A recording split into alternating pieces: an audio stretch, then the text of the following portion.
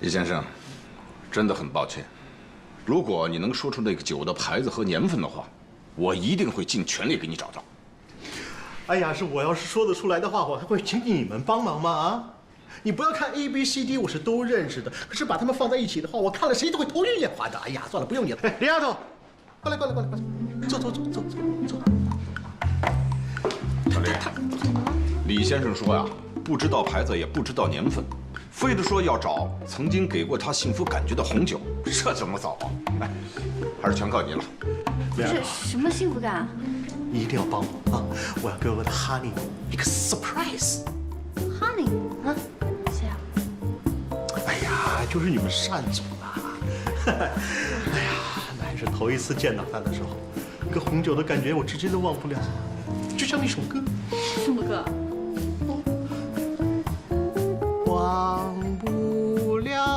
忘不了你的好。好了，我帮你找。好了，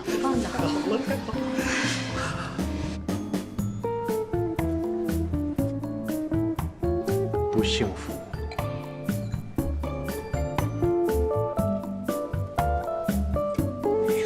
夸张吗？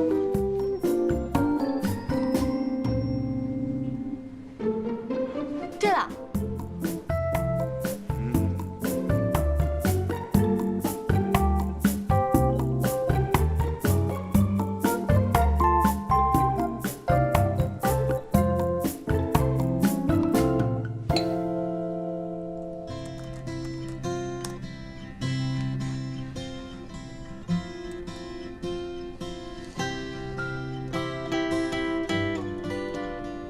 在10年前，进口的红酒品牌不算多，不过可能能够找到，但是我担心恐怕已经买不到了。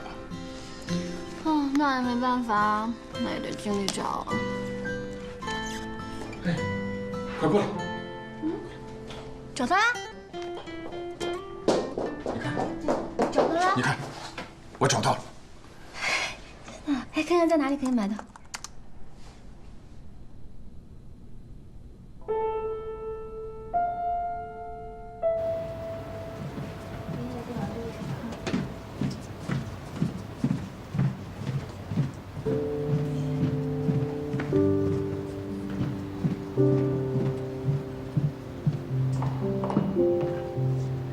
沈总，有位林小姐找您。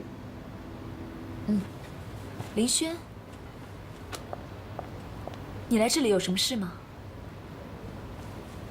突然过来找你，实在是有点唐突，不好意思。怎么了？是这样，我在找一瓶96年的波尔多，我知道只有你们是美家才有，所以就过来了。好啊，你先坐下，等我一下。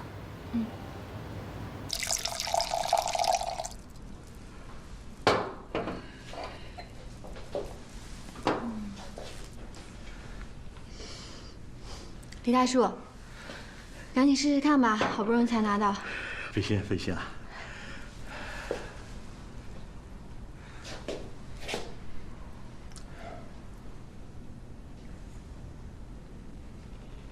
怎么样？是以前那个味道吗？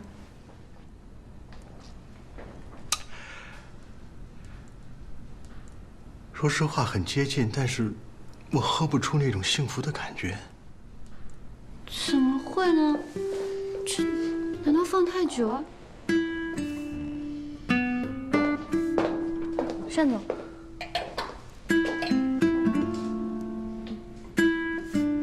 没有变质，就是这个味道。哈尼，我们认识的时候，当初喝的就是这款酒，但是现在我怎么喝不出那种幸福的感觉来了？我早就已经忘记了。可我没忘，恐怕以后我也喝不到那种感觉了。李丫头，谢谢你费心了，我死心了。等一下，我这里有一瓶喝了会让人感觉幸福的酒，你要不要试试？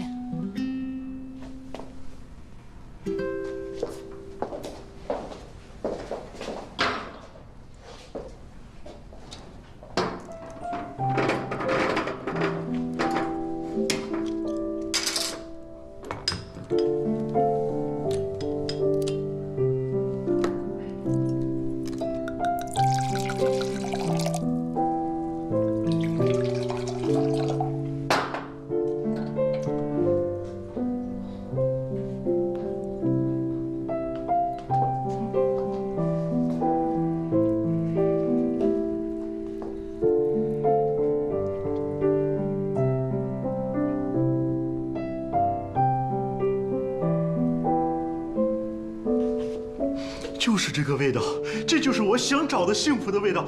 这是怎么回事？难道那个弄错了？不可能啊！这是去年的酒啊！可去年的酒怎么能跟当年的酒是一个味道？这是……你喝当年的酒没有喝出幸福来，喝去年的反而喝出来了，怎么回事？有时候喝酒那是一种情境，你记得的并不是红酒的味道，而是回忆。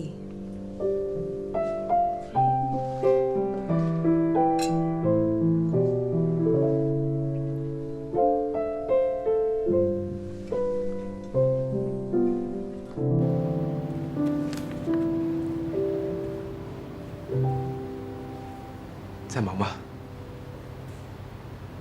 还好。有什么事吗？我刚才看到林轩来我们公司，我也很惊讶。希望他没有引起你的。没有。他就是来找一瓶陈年红酒，只有我们盛美家有，我就送给他了。送给他？为什么？这是我们2个人之间的秘密。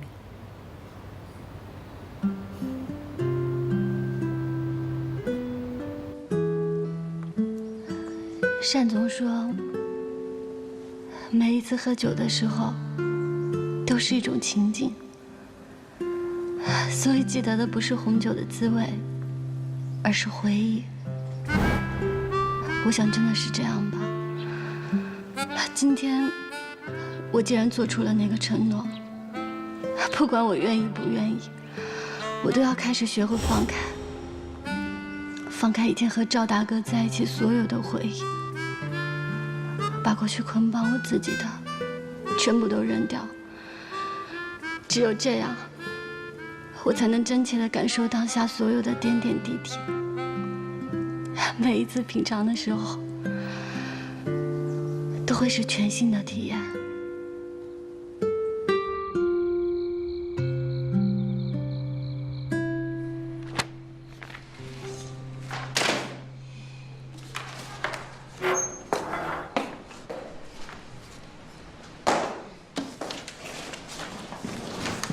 发什么神经啊？干嘛把以前做的笔记全部都丢了？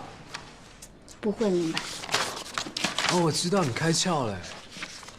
如果你不当品酒师的话，其实你可以跟我一起玩玩音乐啊，伴舞啊，当和音天使之类的啊。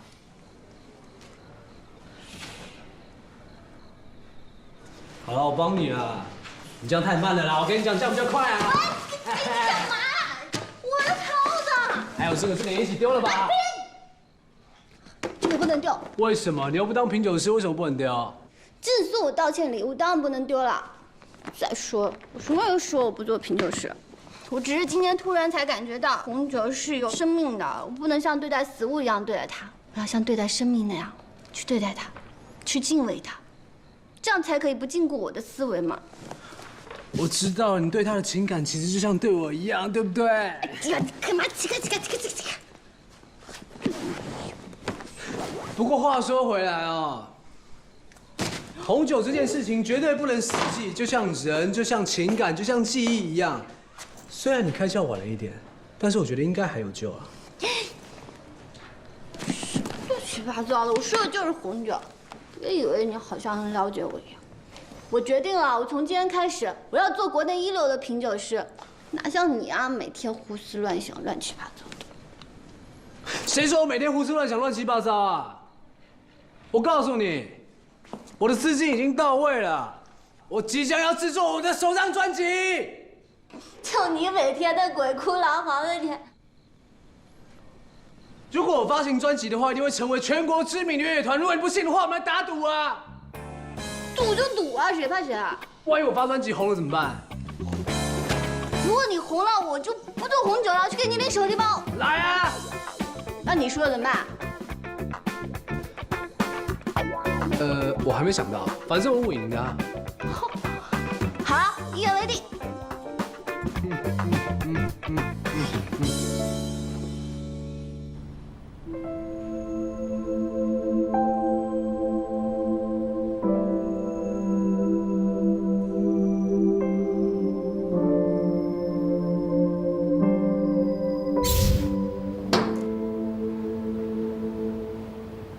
这瓶酒我只剩下1瓶了，非常的珍贵，可以说是无价之宝。那我不是肯定买不到了？你不用买，我可以送给你。你为什么要送给我？我希望你可以答应我一个条件。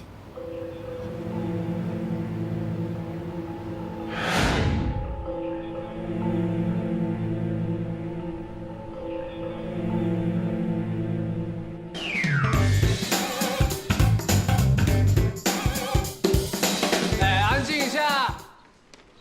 哎，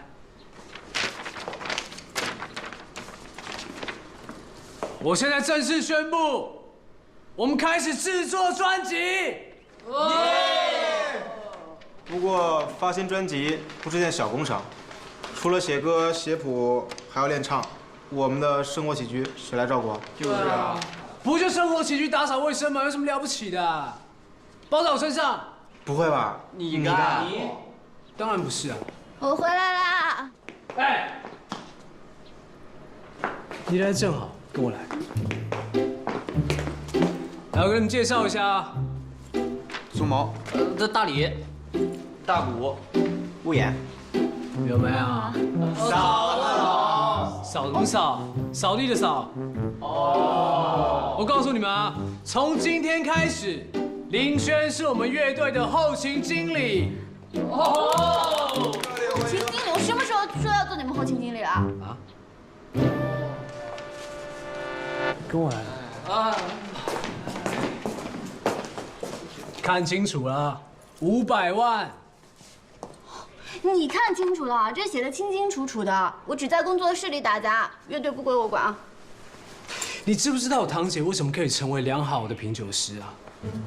为什么？因为她不但有良好的嗅觉，还有崇高的艺术修养。她从小就会钢琴、小提琴、芭蕾、绘画，而且样样精通，还得过奖嘞。这么厉害？单总不是也说了吗？品酒品到最后一个阶段，其实品的不是红酒，而是艺术品。如果你想赶快到达那个阶段，那你是不是要提升一下自己的艺术修养呢？对啊，我提升我的艺术修养，跟给你们乐队打杂有什么关系啊？当然有关系啊！音乐是艺术之首。你自己想啊，你在这里当后勤经理，整天接受我们音乐的熏陶，长年累月进化、改革再进化，那艺术修养自然而然不是就有了吗？你说的是耳濡目染，对不对？对，耳濡目染。好像是这么回事。那我应该做什么呀？赶快把场地整理一下，待会带你去熏陶了啊！来，别偷懒了，赶快练啊！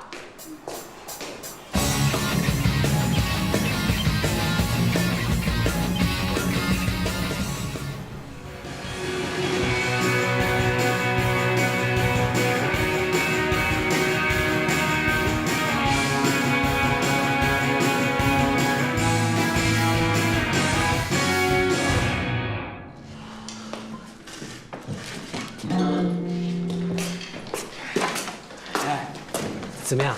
好听吗？好听，我实在欣赏无能哎。我觉得这个活我真的干不下去了，我们另请高明吧。哎，不是嘛？你有没有感受到连音乐的熏陶？音乐的熏……是啊。爸，你怎么来了？我去倒个垃圾，你们录不了。我先走了，我们先走了。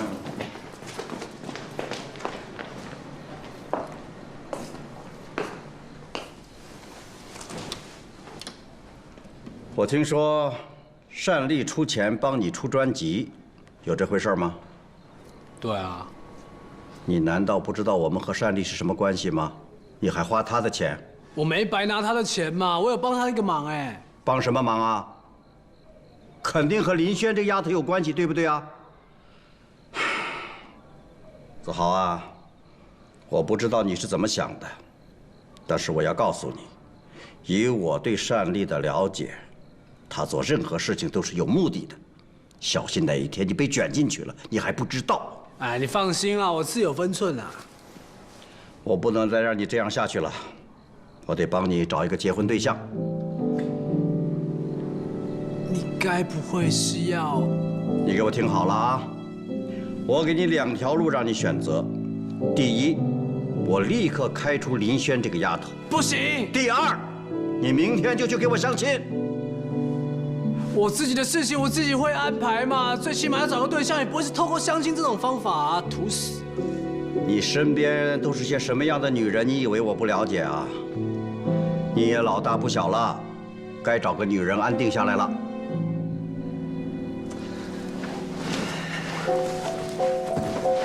爸，不要相亲啦，很土哎。少来这一套！如果你不听我的话，我完全可以把这个地方收回去。我看你怎么玩音乐。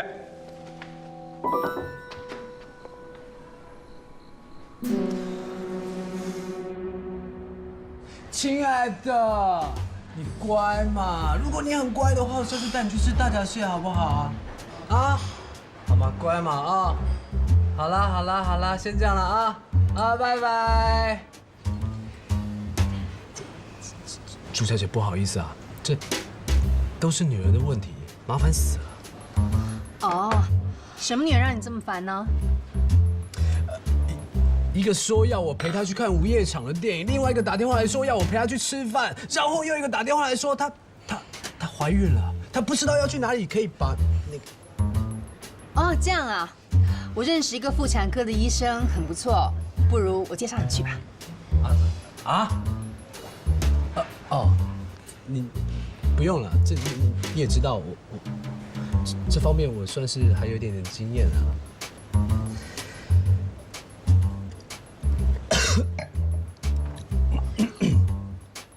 这个女人够淡定，得出点狠招才行。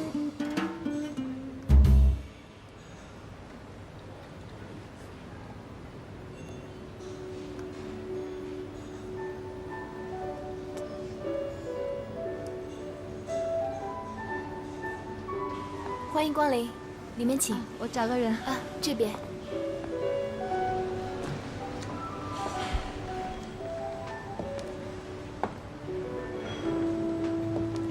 子豪，亲爱的，你怎么现在才来啊？啊，你为什么不接我电话？哦，我手机没电了。我就是要来告诉你，家里衣服已经洗好了，记得一定要收衣服哦，因为我晚上要加班，可能会很晚回家。好，我一定收。那你要记得早点回来哦。那你也早点睡觉，不要再等我了啊。那我先走了。好。等一下，这位想必是沈太太吧？你们的感情真的很好哦。沈公子，想不到你也不介意跟女人住在一起，不如这样，我也搬过去。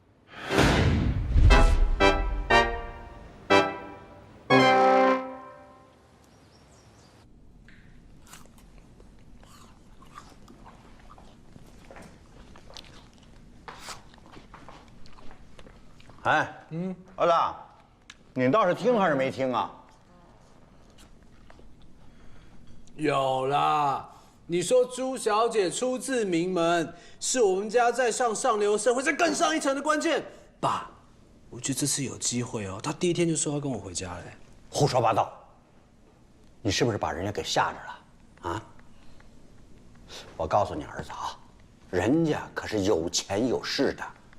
如果你们俩这个事儿成了，我们两家那就叫强强联合，你知道吗？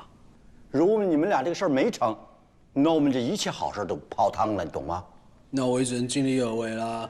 他看不上我，我看不上他，这只能说是有缘无分哦。我都听朱小姐说了，你的女朋友多的，你根本都应接不下。我看啊，如果这里边没有一个真正好的，你就不要再跟他们来往，浪费时间了。都是他们来找我的，我也控制不了啊。行，这点啊，像我有遗传。你爸我当年也是堂堂的学校里边的校草，那情书是接不完呐。还好意思，那这好意思说，要不是我盯得紧啊，你会有今天这个地位？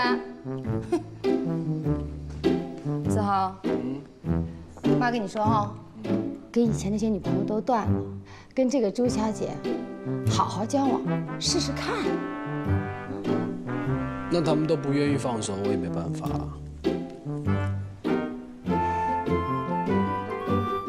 你看着我，你不答应吗？哎，你还拿着手机，你把手机给我放下！我告诉你，子豪啊，你这次要如果不答应的话，我真的就死给你看，你相不相信？妈，千万不要啊！你这个戏码我已经看了20几年了，万一你，那我就看不到嘞。你还给我贫是吧？你好，我今天我就让你看我怎么死在你面前的。我让你今天不信哈，子豪，我今天我让你看我怎么死的。等一下，放下武器，出来投降啊！妈，万岁，真人版的忍者水果。丽丽，你放心，这个系列的酒我很熟悉，前景非常好，而且整个的推广计划都有。市场85.4%的接受度，并不能够说明什么。在瞬息万变的市场面前，数据并不是一个可靠的参考。丽丽，这么多年你还是这么理性谨慎，是吗？那应该要感谢你啊，多少我都是跟你学的。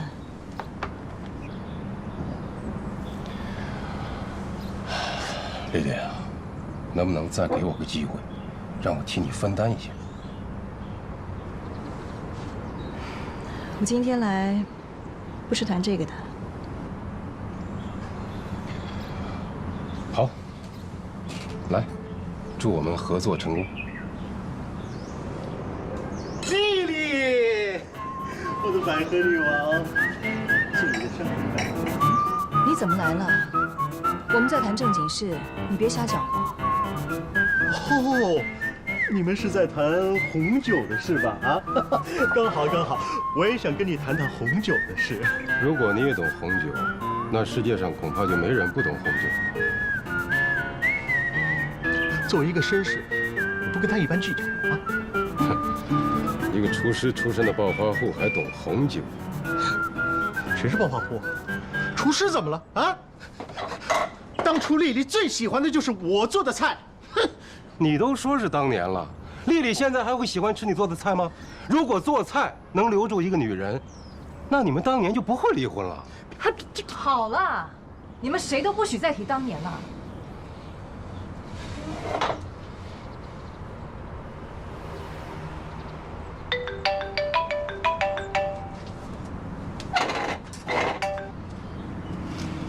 喂，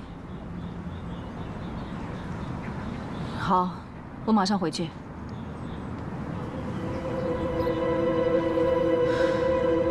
什么事催得我这么急？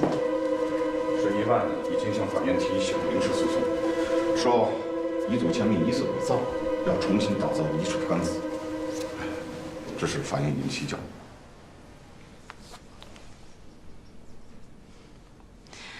没什么好怕的，这场官司他们注定打不赢的。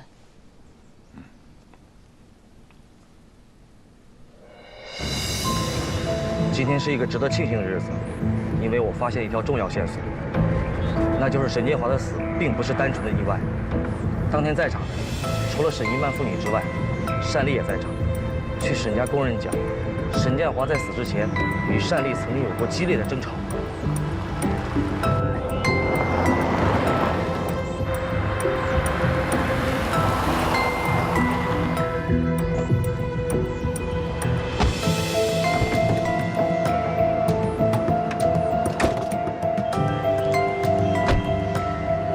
建国，沈建华的亲弟弟，单丽为什么要单独跟他见面？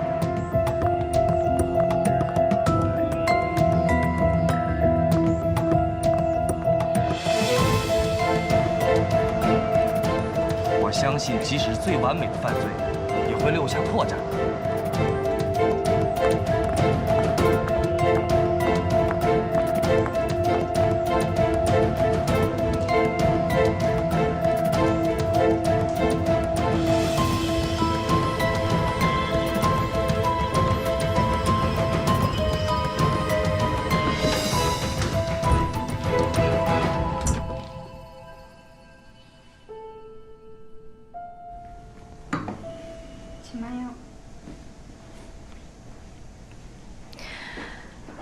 他这么做根本是没有意义的。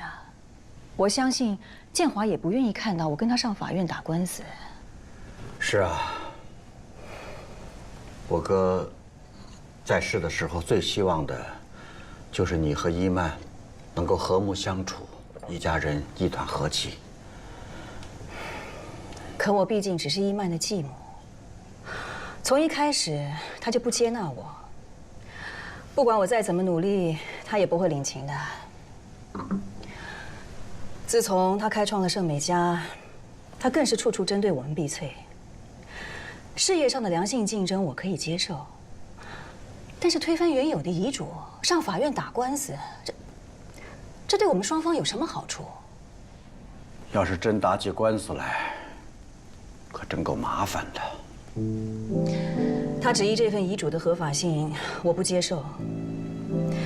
当初宣布遗嘱的时候，我就已经清楚地表态，一切都尊重建华的决定，所以我是不准备跟他在法院见的。建国，你身为沈家的长辈，也是我们沈氏集团的股东，你应该很清楚，这官司一打起来，就不只是我山里一个人的事了。是啊，是啊。那你说，能有什么办法才能避免打官司啊？所以我今天来找你，就是希望你以长辈的身份从中斡旋一下，说服伊曼放弃打官司。有什么条件尽量提出来，我想我们一定可以找到其他的解决办法嘛。是啊，我明白，我懂，我会尽力的。可是我这个侄女啊，她的个性十足的像她老爸，她要是决定的事儿，那是谁都改变不了的。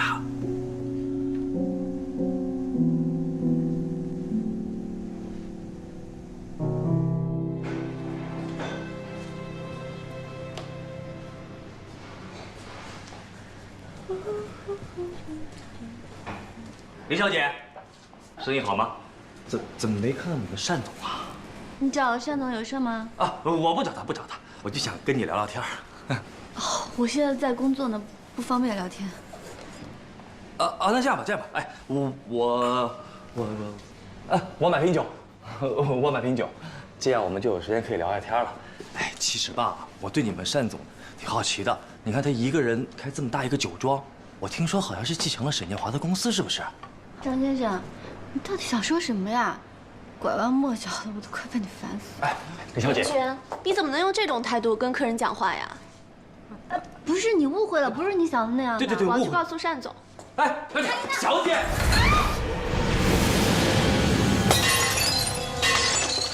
呀，林小姐，你没事吧，林小姐？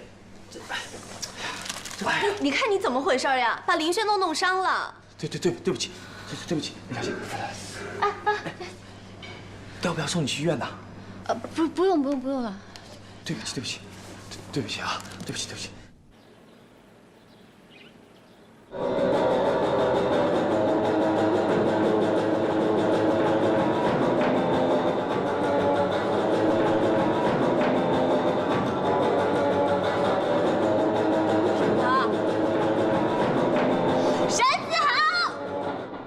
怎样？麻烦帮我倒杯红酒，谢谢。你每天待在酒窖里面也喝不够啊！我又不是喝2、5文不可以啊。你该不是真的要当警犬吧？哎，我说你怎么那么多废话？让你倒就倒啊，快点啊！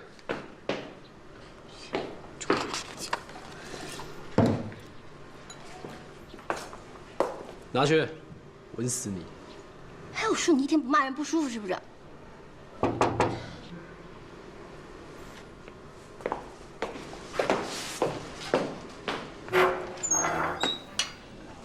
你来干嘛？这里不欢迎你。谁啊？林轩安是我啊。哦，赵熙，你怎么来了？快进来。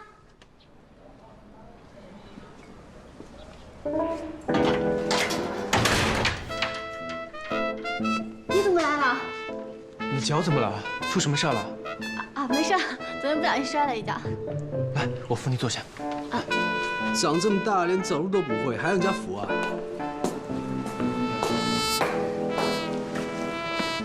你呀，真不会好好照顾自己。对啊。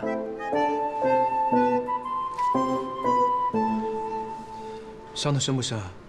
疼不疼啊？没事，一点小事，本来都没关系的。单总非让我回来休息。林轩，你答应我好好照顾自己，别再让我们担心了啊。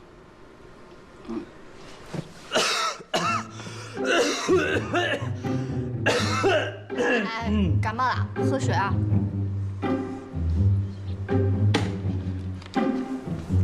赵鑫，你来有什么事吗？啊，我有一件事情想拜托你。什么事啊？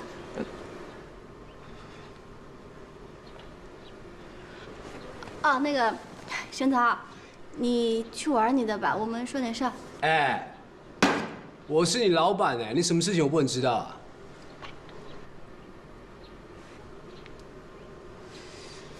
那个，要不你陪我出去走走好了，我在这卧了半天了，好不舒服的。行，那我扶你出去吧。嗯，好。哎，小心点啊！哎，把你的手拿开啊！把你的手拿开！没事。哎，你刚说什么？你说阿姨生病了？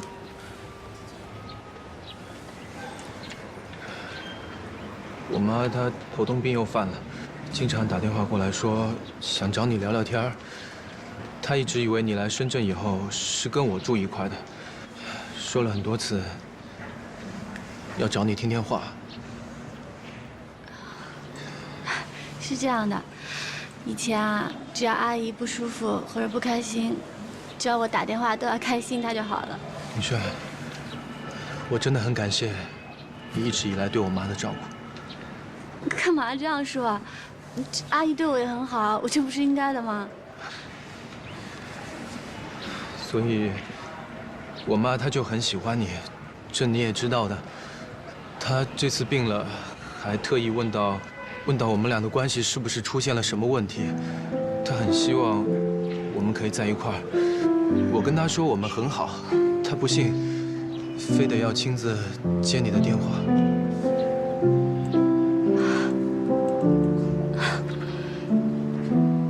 我明白了，所以你其实过来是想让我给阿姨打电话，让她放心，是不是？林轩，我知道这样让你挺为难的，但是我妈这次病了，我不想她因为我们的事情影响到她的病情。你放心吧，我明白。我也想让阿姨的病赶紧好，我知道的。所以，你愿意啊？那你现在就给她打个电话吧，我挺担心她的。啊？等一下。怎么了？你还是不愿意啊？啊，不是，我还没有准备好。那你要怎么准备啊？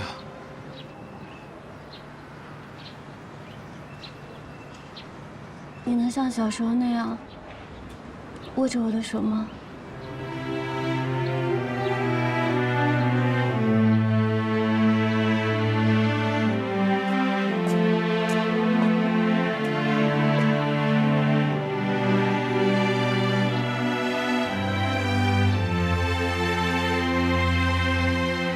别伸手！别握！别！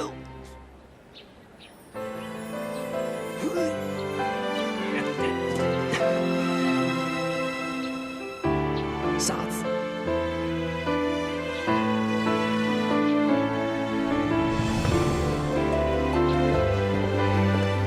哦，我看中了几套很漂亮的衣服，到时候啊给您邮过去。赵鑫说了，我们看中了他买单，对吧？哎，妈，你好好照顾自己，我跟林轩挺好的。你记得呀，要按时吃药啊，对，不然有人又该担心了。他，你放心吧，他身体好得很。我有空就回来看你啊，自己当心点啊。喂，子豪，我今天突然有点事，不过来了，改天再来找你吧。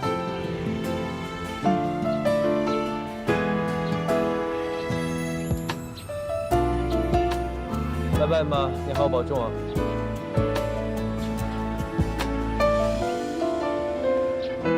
明轩，这次真的谢谢你。别跟我客气什么了，这不我该做的吗？来，我扶你起来，小心点啊。明轩，你没事吧？没事。没事就好。小希，我们还像以前一样好不好？彼此信任，彼此依赖，我们开开心心的，还像以前一样好不好？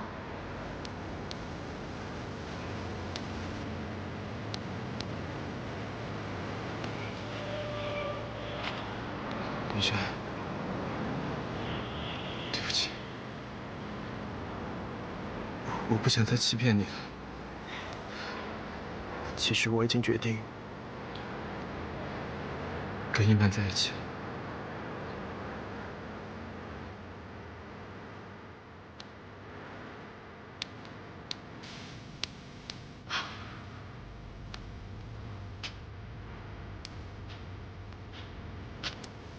我送你回去吧。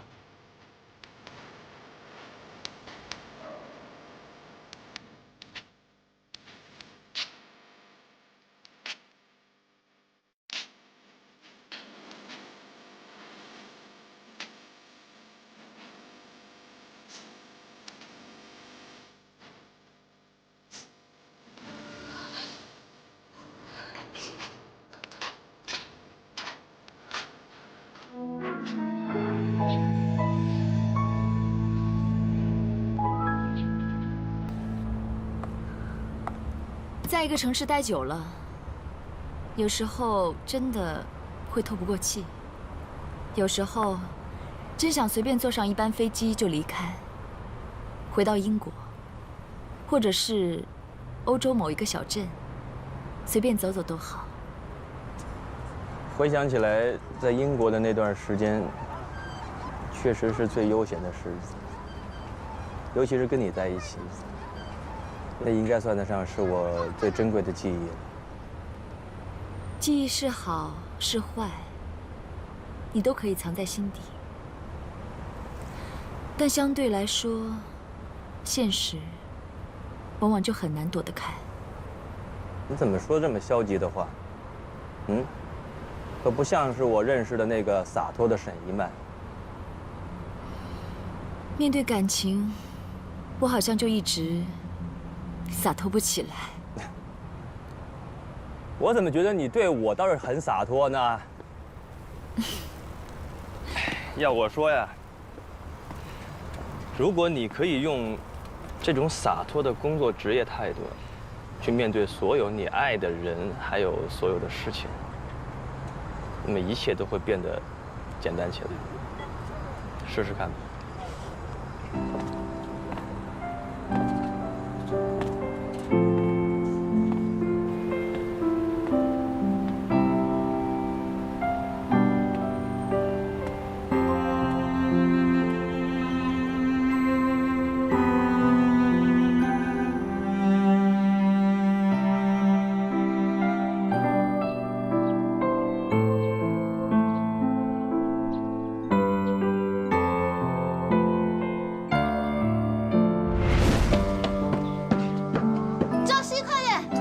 你慢一点，小心台阶。张希，快点！来了。其实这是全中国最好看的地方。你哪里都没去过，当然会认为这是最好的。谁说的？我去过好多地方，好吗？我呢，希望去大城市发展，我觉得那里才是我努力的方向。为什么呀？老家不好吗？可是这里再怎么样，发展也是有限的。我不想在这里过一辈子。我希望在深圳开一家律师事务所，为社会伸张正义。你的目标很远大，可是你走了，傻瓜，我走了又不是不回来了。回来应该也就是待几天，然后就走了。那我答应你，等我在大城市有了好的发展，我就见你一块过来。真的？嗯。